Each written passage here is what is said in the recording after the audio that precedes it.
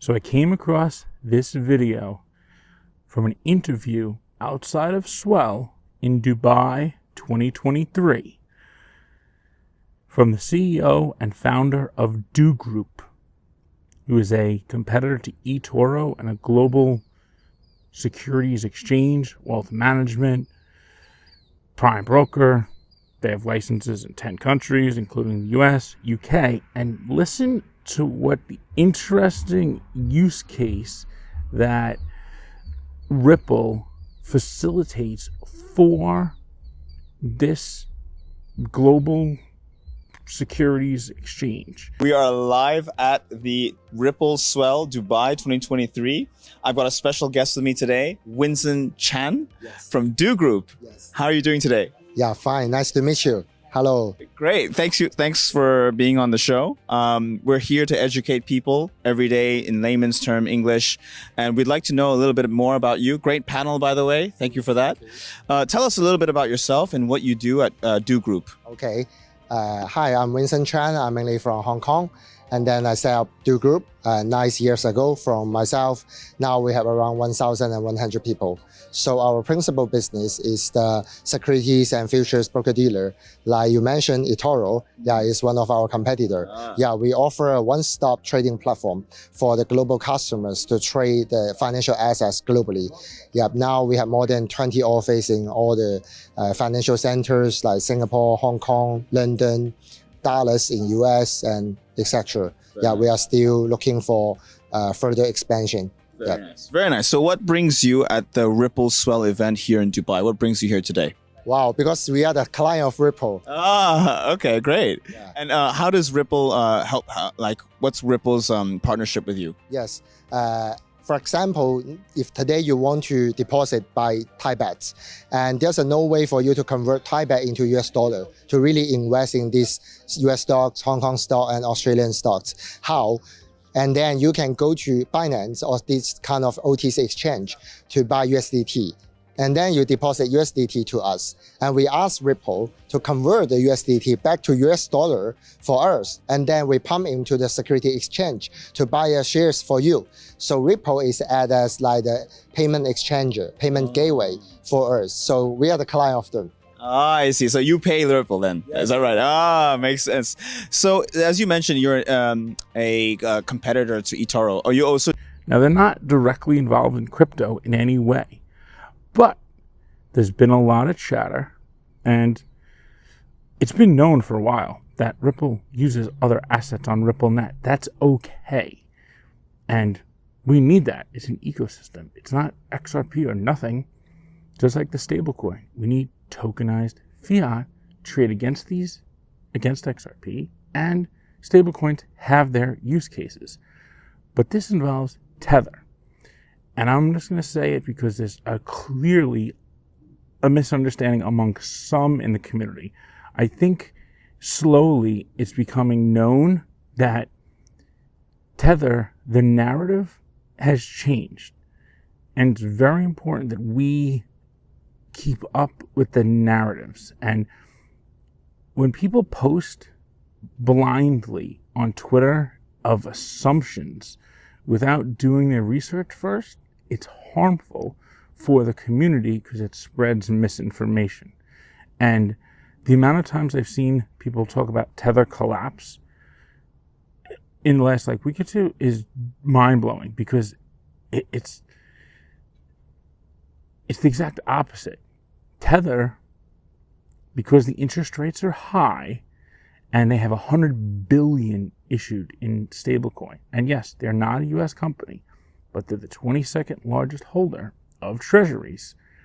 And they're earning $62 million per employee in profits. They earn something like 2.5 billion in profits in Q4. And I think in Q1 it was even higher. That is insanely high. They have more money than they know what to do with. And it's just interesting how Ripple's facilitating this. So what does this mean?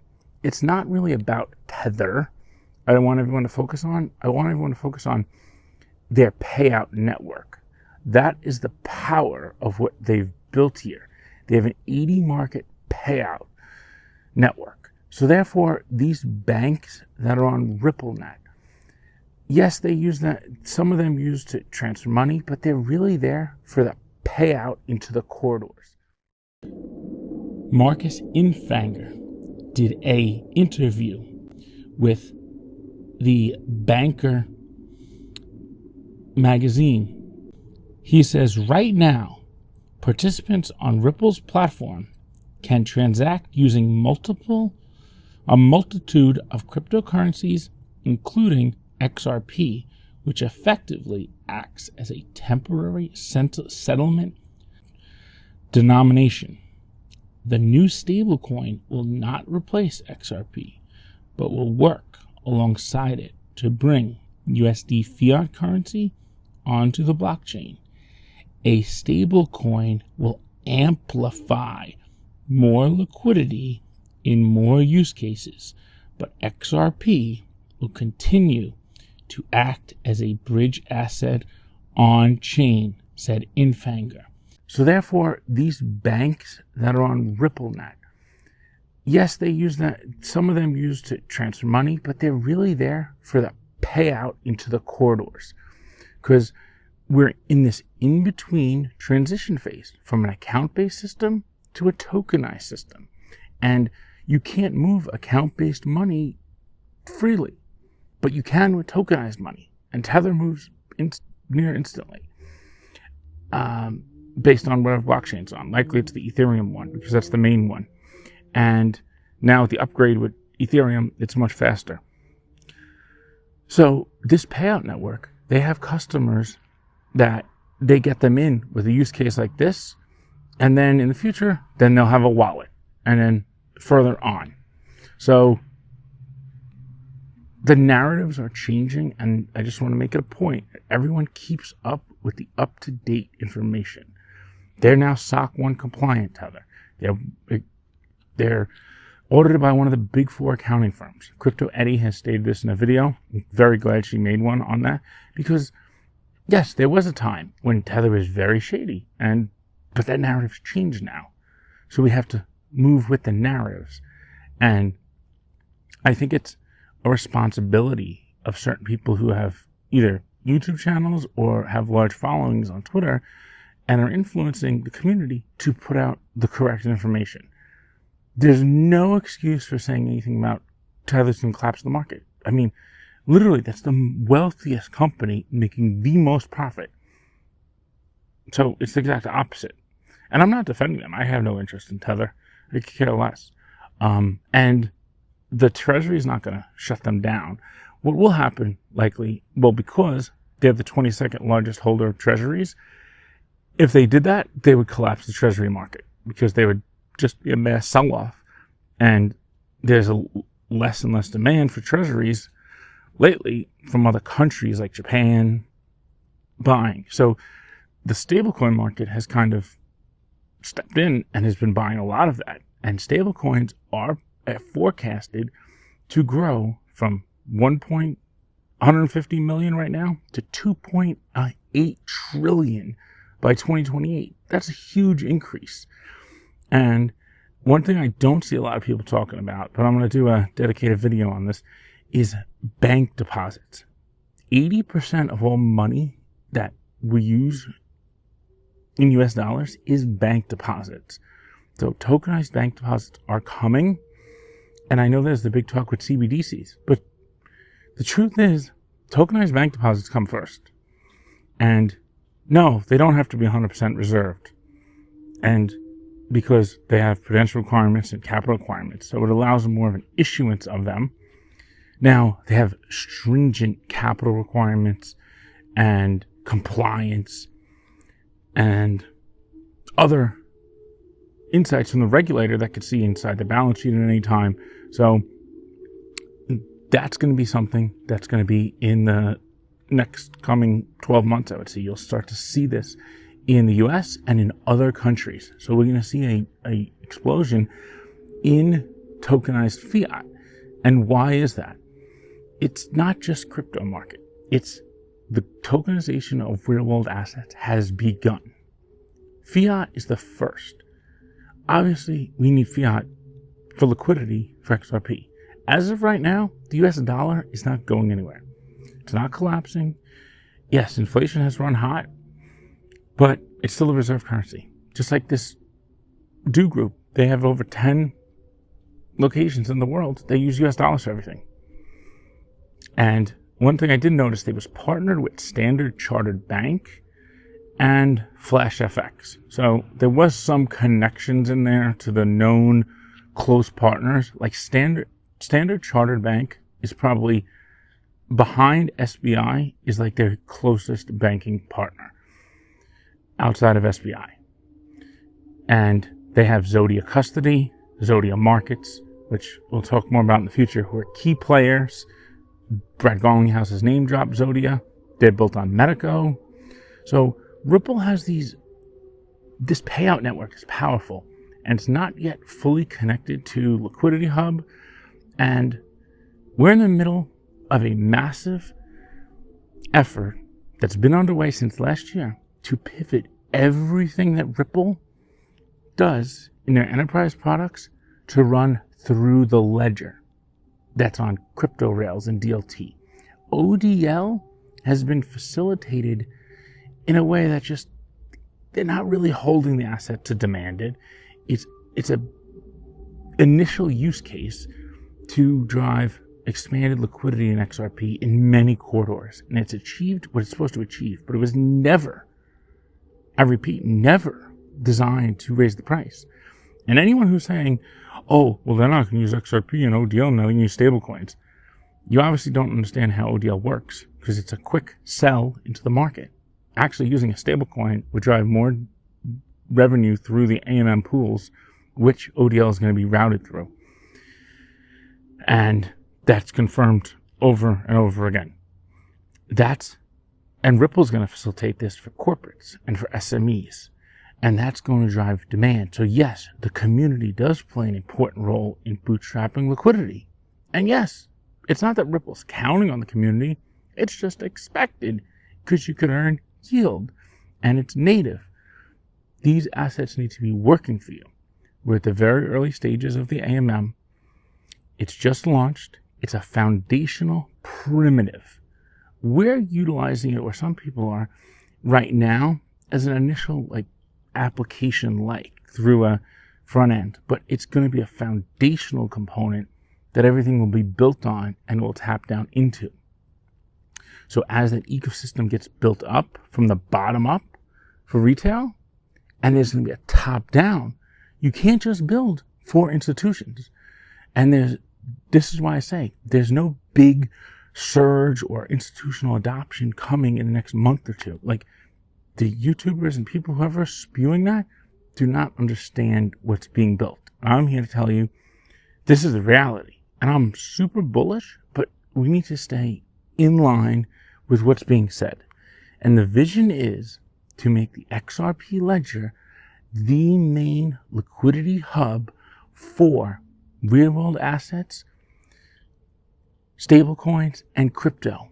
And to do that, you need both a bottom-up interoperability solutions, which they have in place.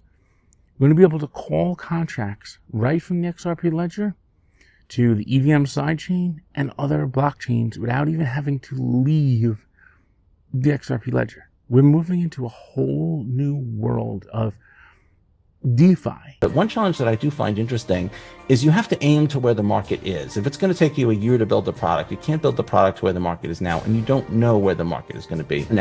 It took government and military to sort of build it, but then it took the bottom-up adoption to create internet service providers in every city was because of bottom-up demand. So I think you need both pieces, and I think it makes sense to sort of work on both. And I think there's synergies when the same company does both. For example, a DeFi lending product is kind of a bottom-up technology. That's going to come from a bottom-up. DeFi, the DeFi is being built for it being adopted by these early adopters. But imagine taking a DeFi loan product and then offering it through an enterprise payment system, because you got to get the money out from the loans. You got to make the payments in. People who are not totally blockchain savvy are going to need conventional connections into the DeFi ecosystem. Like, you need on-ramps and off-ramps, and those are things that are best built top-down. So I think you do need both approaches. I think it's such a fascinating discussion, and it really does span different industries. One challenge that I do find interesting is you have to aim to where the market is. If it's going to take you a year to build a product, you can't build the product where the market is now, and you don't know where the market is going to be. So of DeFi is the focus for Ripple on the institutional side and our ecosystem. But why is it not discussed in our community? I'm asking because I think it's a serious problem. I think it's a serious problem that stems from the core influencers' lack of understanding and knowledge.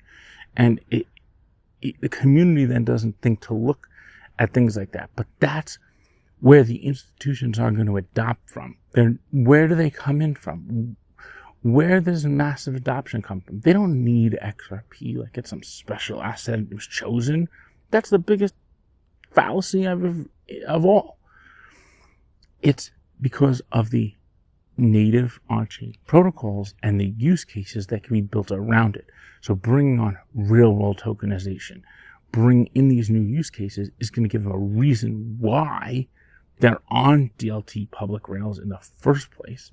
And then you have the compliance there, so they have the ability then to utilize XRP in that ecosystem. But these short-term people here looking for just a big price pump and complaining about Ripple dumping on them, they don't know what's going on. And the reality is, it's all getting pivoted to the ledger. And that's fact. And I've been saying this for over 2 years. It's inevitable. It was always going that way. In 2020, they tried to ramp up with MoneyGram and ODL, and they expected utility begets utility and liquidity begets liquidity. Well, it failed. It did not beget liquidity because you can't count on these crypto exchanges and spec trading and fragmented liquidity to support something like ODL, which in itself was the first use case just. And I think people got a little carried away. And you could run as much volume you want through ODL. It's not going to drive the price. I'm telling you now. It's not. It's a pass-through value. Value comes from it being stored and held and the demand to hold it. What's the demand? The AMMs are the first and the foundational use case to drive demand because they earn yield. And as Ripple's pumping through billions in volume, even if it's through stablecoin, the stablecoin comes in, it goes through XRP, USD, that's revenue for people who deposited XRP in the pool. That's good. You don't want just ODL ramps up, okay, they get, every wallet now gets topped up with XRP. So what do? Shoot it off in a corridor, it gets sold into the next corridor? That's what's happening right now. So when people say, oh, stablecoins going to replace it, okay, that's fine. XRP's use case is as liquidity. It's not the transaction volume. Stop looking at the transaction side. It's the supply side where the demand that drives the price will come from. And I know it's hard to get away from people's mindset that, oh, retail isn't being involved in this. Yes, absolutely. This is a community-driven, open source, decentralized public networks. And it's going to remain like that. It's going to get more accessible. The goal of the Internet of Value is to democratize finance. So when people go around saying, oh, this is for institutions only, you know, what? Like, do you know what you own? Obviously not. And it's not just for retail either. It's for both. It's not one or the other. It just is. It's an infrastructure. And banks are going to harm, asset managers, banks, but the buy side, which is the asset managers and the forward-leaning ones, are going to be first movers more so than banks. The days of taking over Swift, they're over. Just let that go. Narratives need to die and just move on. That's not the focus. And there's no pendulum swinging back to payments. Payments will underpin everything, but that's it's not a value driver. And building an ecosystem and a network of networks where XRP and the XRP ledgers dual super DEX is what it is. That's what they're describing it as. A super DEX is going to be able to facilitate transactions and swaps from other chains without users even knowing that their transactions have been swapped on the XRP Ledger. And I think that's hard to envision because everyone thinks of crypto exchanges. Well, those things are dying because they're built on legacy tech. They're worse than legacy tech even because they're fragment liquidity. There's too many of them, and it's centralizing something that should be on-chain. They'll turn into more front ends and brokers as we move through, and real-world assets get put on-chain. You think you can trade on, Bitrue and KuCoin and Kraken? No, they're going to go on-chain. That's why Coinbase built Base, because they know everything is going on-chain. That is the future of everything. And we need to understand that here. There's not this big institutional adoption wave coming from. I don't understand that. I mean, it's embarrassing scrolling through the YouTube channel of XRP. I'm serious. I mean, people should speak up. It's getting to a point where it's like either excessive hype or FUD. And it's like, no, let's just look at the facts of what's in front of us and accept that the path is going to be different than what maybe you initially thought in 2019 or 2020 or what you believed it would be. You could believe whatever you want, but the reality is we're in 2024 and you need to get with 2024. And it does take some time and effort, but we're at the frontier of this rapidly changing on-chain financial system. And it's all underway. I don't want to say we're close because there is no end. We're on a journey, and the journey will continue. But the focus is what? Institutional DeFi on the Ripple side, which means compliant DeFi and on-chain finance, because that's how they adopt this stuff. Yes, they might go through the services that Ripple provides, but it interacts with the underlying blockchain. Not just they facilitate some quick payment that is in and out. That's not going to drive price. It's the providing of liquidity, the enterprise applications for lending, for borrowing. That's going to drive demand for XRP. And you need a whole ecosystem for that. We don't have any of that. We have some of it, actually, with the institutional side and the Ripple Net Network, which is now a platform for distribution. It's not just a messaging and payment platform anymore. And with these side chains, you could have private side chains. Ripple's stablecoin is going to be massive. Massive. That was the greatest news they could have had. I mean, it was expected by many. And it's going to give XRP deep liquidity. I'm Mickey B. Fresh, and I'm out. What's important for tokenization? If you look all the important components, you've got to have liquidity, you got to have on and off ramps, you got to have custody, you got to have compliance, right? So just looking at sort of liquidity and on and off ramps, liquidity has obviously exploded in the market, dipped a little bit recently, but overall it's up tremendously, and that's super important to get any of this done at the institutional level. You also know the on and off ramps. I just don't believe that the market is going to just want to keep these assets in the crypto realm. They're going to want to be moving them back and forth every market on the planet. So that's something we focus on. We recently launched, obviously we've had RippleNet for almost a decade of kind of working on it. And we've done 30 billion in volume, 20 million transactions. So the thing is growing like weeds. But we're also focusing on things like on-demand liquidity, liquidity hub, which is sort of an aggregation that anybody can, institutions can use to tap into liquidity across the board, and also have the on and off ramps. We'll be expanding that into things like decentralized exchanges, that you even see on the XRPL. So you're going to see a lot of work there. And then, the other components are also critically important. So obviously institutions could do it on their own, but I think if you have a crypto native enterprise-based company that checks the box in all those areas, it's just a lot easier. It's going to make sense to sort of partner. So I do think the institutions can do it, but I think the smart institutions can evaluate really effective crypto natives and work with them, and that sort of shortens your time to market.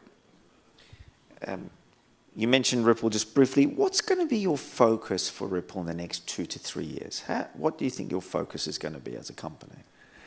Yeah, so I'm not day to day, right? I'm exec chair, but we have a phenomenal team. Brad and his team are just doing an awesome job, and couldn't be more proud of them. But we're on the hunt. Again, we've got a lot of resources. We've never been more excited. So I was always of the mind that this system was going to be ripe for some kind of a disruption. And when I saw DeFi, I started to see where that disruption was going to come from. And I started to understand that this is going to be where it goes. And what I've tried to tell people is what you need to understand about this new DeFi system is it will start in the third world, and it will grow from there into the second world, third world, and then it will come here and completely flatten you. United States, I don't see us in any way being the leader in this. I think we are it's going to be rammed down our throat is what it's going to be. And it just occurred to me that this is a brand new financial system and that this is going to replace the current CeFi financial system.